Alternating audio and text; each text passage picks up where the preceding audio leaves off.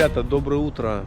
Мы в Пятигорске. Приехали вчера поздно вечером, остановились на парковочке. Парковка сама по себе неплохая, но здесь прицепом каплем будет тяжеловато маневрировать, потому что она небольшая совсем. Ну и плюс здесь достаточно много машин. То есть мы вчера к 11 часам приехали, здесь местные в это время еще гуляют. Кто здесь? Я одеваюсь. Ну как тебе ночевка в Пятигорске? Ну хорошо, только шумно, знаешь, это народ с музыкой подъезжал и все долбили. Ну да, где-то, наверное, часов до 5 до 6 утра здесь какая-то движня была. Да, а так, ну вполне себе нормально. В общем, парковка не такая, не тихая, не спокойная. Ну, На это тоже обратите внимание. Ну что, выходишь? Ну сейчас выхожу, видите. Пошли мыть наши тела на бесплатные источники. А то они немного протухли. Неправда, мы постоянно моемся. По крайней мере, я точно. Не знаю, как ты. Ладно, сейчас я соберусь. Здесь недалеко от парковки есть соляные ванны. Какие соляные? Ну какие они там? Сероводородные. Сероводородные. Ну, в общем, какие-то ванны. О, теплая.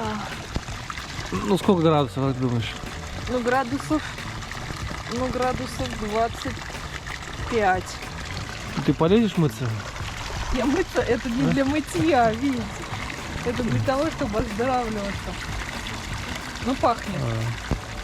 Да, я тоже чувствую. Чувствуешь? Да, набери в дорогу, попьем. А ты полезешь? Не полезу. Что это? Смотри, как тепло тут.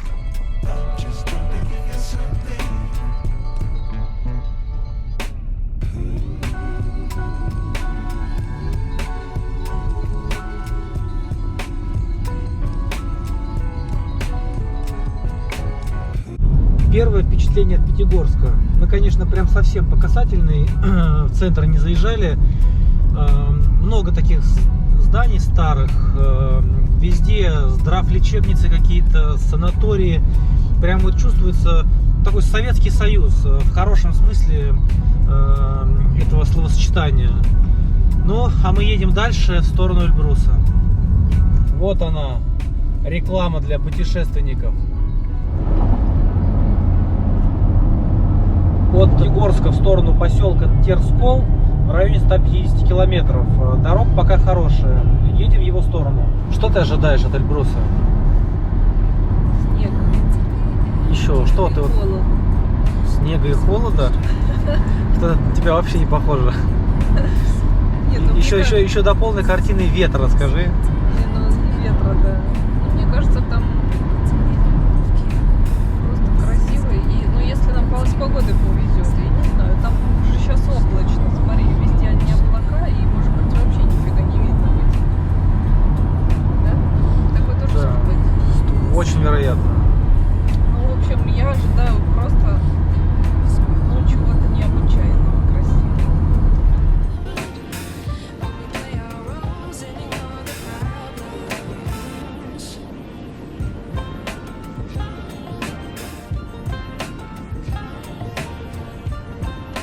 Даже не верится. Неужели мы увидим Эльбрус? Мы воодушевлены, едем вообще и замираем, потому что везде снежные шапки впереди.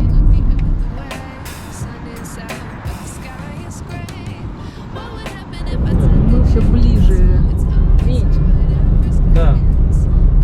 Мы едем на Эльбрус, что туда можно подняться прям? Мы когда в Пятигорске были, встретили мужика одного. Не мужика, А кого? ну дядечку хорошего. Ну, хорошего дядечку. В моем понимании это одинаковые понятия. В общем, встретили, он сказал, вы проезжаете поселок Эльбрус, потом проезжаете Терскол, по-моему, так называется поселок, и упираетесь в конец дороги, и там будет канатка. По этой канатке можно подняться на Эльбрус. Не знаю, правда, неправда. Там будет две ступени этой канатной дороги. Первая 1600 рублей с человека, и вторая еще 300 нужно доплатить, там типа для лыжников она, что ли, такая открытая, и поднимает туда прямо к леднику. Но, честно говоря, я в этом мало верю, не знаю, странно. Ну, в общем, едем, посмотрим. Нам осталось до Терскола 28 километров.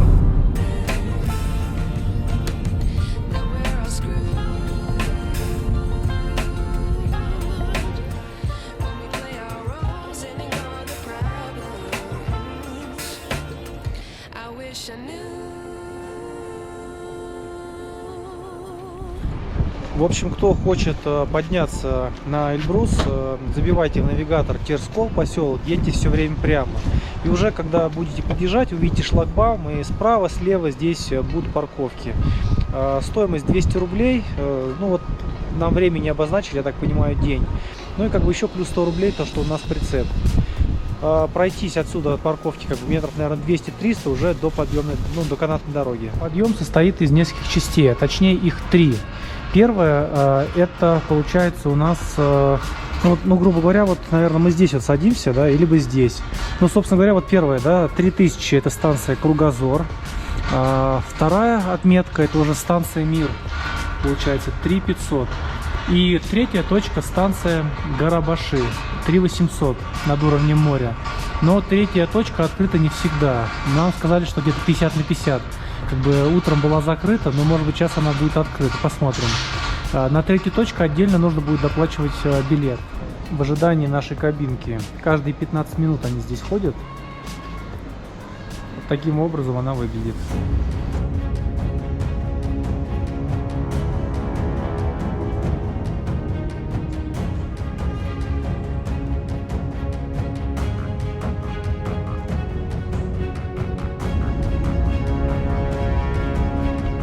В снегу. За бортом 3 градуса. 3, да? В соседней квартире.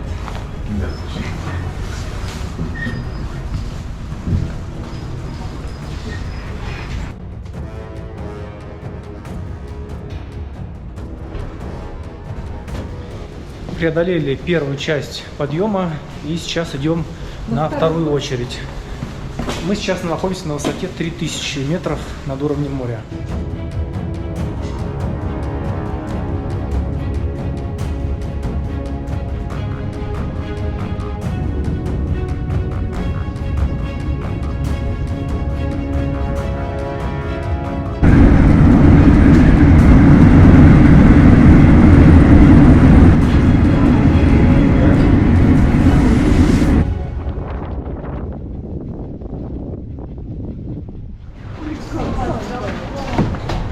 Вот она, вторая точка, 3500, станция Мир.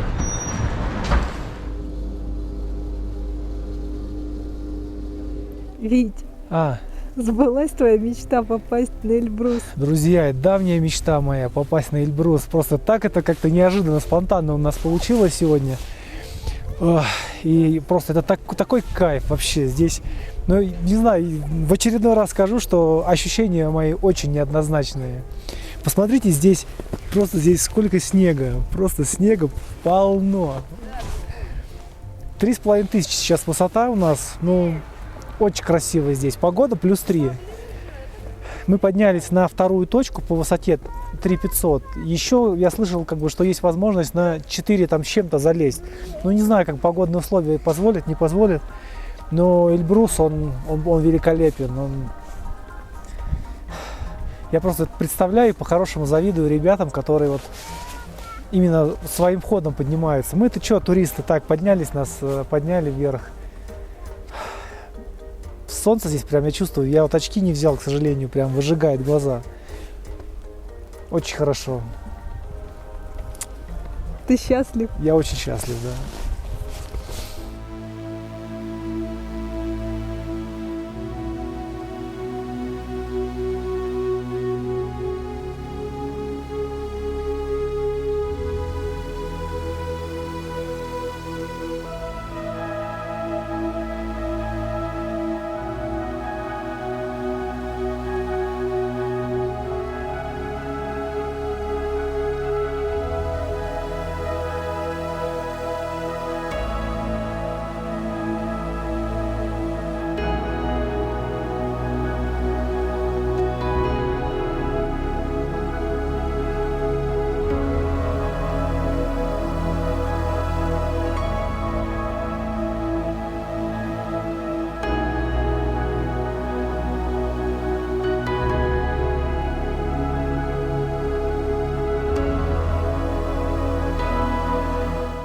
сожалению, третий участок закрыт по погодным условиям. Как бы здесь сильный ветер поднялся, и облака закрыли как бы вершину Эльбруса. Ну и как бы получается, что мы, к сожалению, туда не поедем. Но нам эмоций, ощущений хватило здесь полна. Мы замерзли, голодные и уже хотим вниз. Внизу есть два подъемника, которые поднимают сюда. Первый подъемник официальный, такой красивый, и вы сразу упираетесь в кассу именно на него. Стоимость 1400 рублей за одного человека. Но если вы как бы пройдете еще чуть-чуть левее, то упретесь в подъемник старого советского образца, и там уже стоимость билета на одного человека 800 рублей. Получается, что мы за 1600 рублей доехали вот сюда до второй точки на двоих. Как бы сами кабинки, они плюс-минус одинаковые, и наша кабинка даже ехала чуть-чуть выше. Вот, поэтому здесь выбор за каждым. Мы благодарны, что сумели прикоснуться к Эльбрусу. Благодарны за возможность ощутить его величие. Само нахождение на склонах этой горы для нас уже было большим праздником. Эльбрус не похож ни на одну гору, на которой нам довелось побывать ранее. Здесь нас не покидало чувство того, насколько же беззащитен человек перед мощью стихии. Мы спускались вниз с чувством эмоционального насыщения, по-доброму завидуя людям, которые достигли этой вершины. В очередной раз убеждаемся, что в нашей стране есть очень много красивых мест, в которых обязательно нужно побывать хотя бы раз в жизни.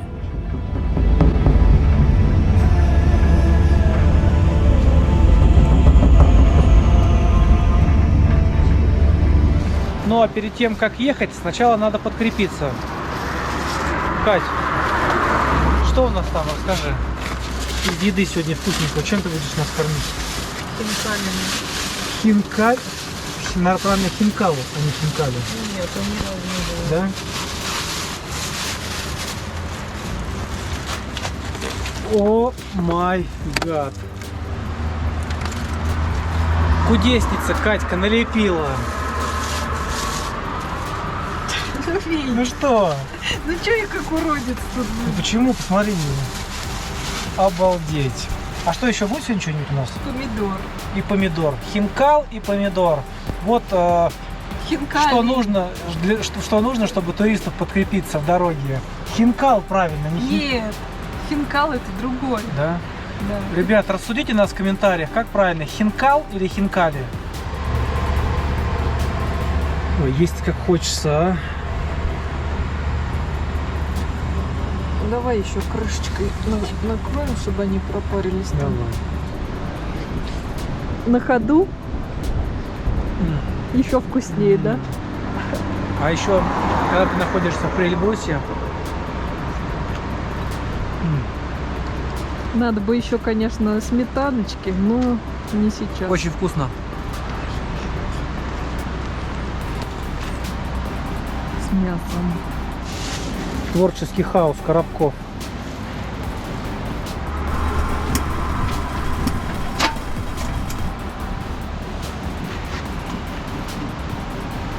Путь дорожку.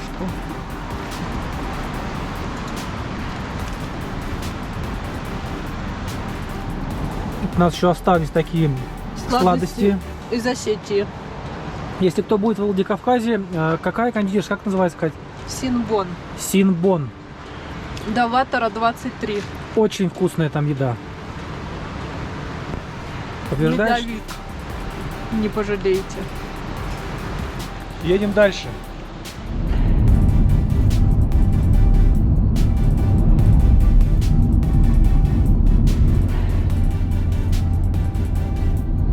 По Эльбрусу плюсы: очень красивые виды, отличная дорога, горные реки, горы, естественно. Из минусов все-таки, как нам показалось, мало мест для парковок. Поэтому, если кто-то будет сюда ехать и будет планировать остаться здесь с ночевкой, обращайте на это внимание. Мы нашли одно место недалеко прямо от самого Эльбруса, там может быть километров 10. Вот ссылочку вам оставим здесь под этим видео. Мы двигались дальше, удовлетворенные красотой Эльбруса. В голове мелькали мысли обязательно сюда вернуться, чтобы взойти на саму вершину. Возможно, это когда-нибудь случится. Уже вечерело, и нужно было искать место для ночлега. После совещания со штурманом нашего корабля было решено проложить курс на Кисловодск, чтобы заночевать там и уже на следующий день совершить обзорную экскурсию по самому городу, о котором мы слышали много положительных отзывов.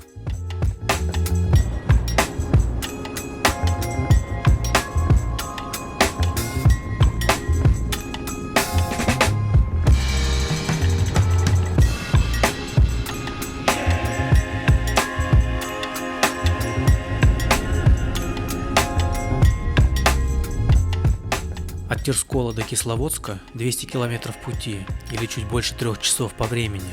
Навигатор показывал время прибытия в город к 9 часам вечера.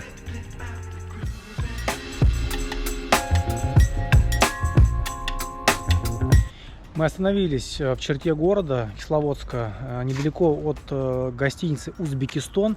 Здесь рядышком церковь есть, и говорят, можно водички налить. И большая мусорка, если кому-то нужно. Я думаю, штука полезная.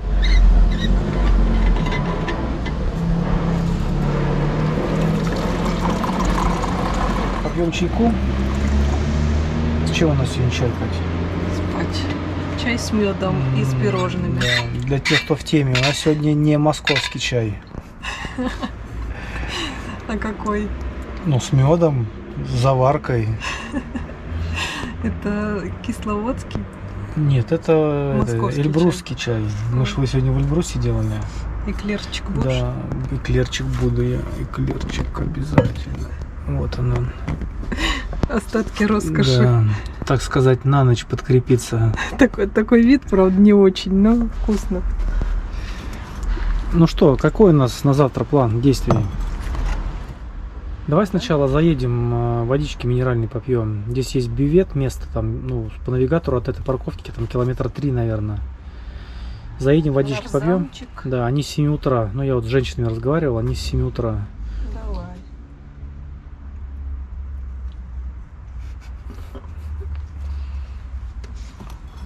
Представляешь, сейчас вечером сидят люди, кто худеет, смотрят ютубчик, Ну, только... видят тебя, и ты такая раз, и у тебя залетает. Ну, потому что мы по полдня едем, ничего не едим. А потом по полночи спим, да, Кать? Ну, спим вообще мало, если честно. Ну, мы вообще мало двигаемся в этой поездке, или нет? Нет, мы много двигаемся. И мало спим. Я надеюсь, вы вместе с нами сейчас заварили чайку, сидите, смотрите это видео. Давайте вместе выпьем чаю и пойдем спать. Завтра кому на работу, кому в школу, кому, может быть, еще куда. А может быть, завтра будет и выходной. А мы просто в отпуске, нам потом тоже это предстоит. Да, мы посмотрим тоже потом такие, блин, ну ладно. В общем, всем приятного аппетита и спокойной ночи. Завтрак. Поедим кашки и чайку попьем. Как быть в Кисловодске и не попить водички Минеральный. кисленькой, минеральной? Мы решили воспользоваться случаем и сходить местное, так есть такое место здесь у них, бювет называется. Попьем водички. Обратите внимание, с парковками здесь беда, как ни странно. Город находится в гористой местности. Вот, поэтому дойти можно от той парковки, где мы вчера стояли, но мы стали под деревом, и местные жители нам сказали, что тут эти деревья, как бы, да, они, ну, падают, летят ветки, будьте аккуратны, поэтому мы переставили. И, собственно говоря, включайте режим навигатора, если едете. Ой, режим навигатора, режим парковки. Смотри, белка, а вот белочка. Вон О, она на дереве сидит. вот она, красавица. Оп. Смотри. Оп. Вот таких вот Вот, встречаем мы смотри, здесь. Ой, ты какая. Орешков у нас нет. Побежала. Ну, в общем, включаете режим парковки на навигаторе и, собственно говоря, ищите место. Мы так сделали. Есть хорошее место, улица Жданова, дом 20... Желябова. улица 20 раз сказала. улица Желябова, дом 25, напротив гостиницы «Кавказ». Здесь можно машину поставить, пешочком минут 5-7 пройти. Ну а теперь несколько слов о Кисловодске. Это самый южный город из группы курортов Кавказских минеральных вод с самым большим количеством здравниц. Расти город начал на месте крепости Кислые воды, основанный Александром I в 1803 году. Здесь очень много зеленых насаждений. Вокруг горы высотой более 1,5 километров. Небо над Кисловодском затянуто тучами всего 60 дней в году. Но, кстати, зимы тут могут быть сырыми и холодными. Да, именно здесь производят знаменитую минеральную воду Нарзан.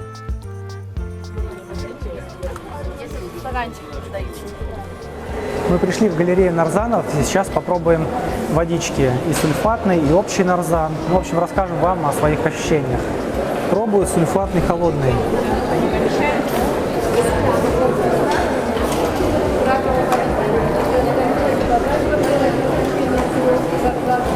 У меня такое ощущение, что эта вода немножечко газированная, и как будто она из водопровода, общий холодный.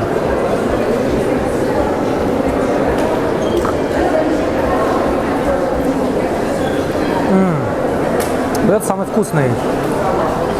Лучший приз, точнее главный приз, первое место в номинации «Лучшая водичка в Кисловодске» получает источник общий холодный. Самое вкусное. Карабоактив ее рекомендует.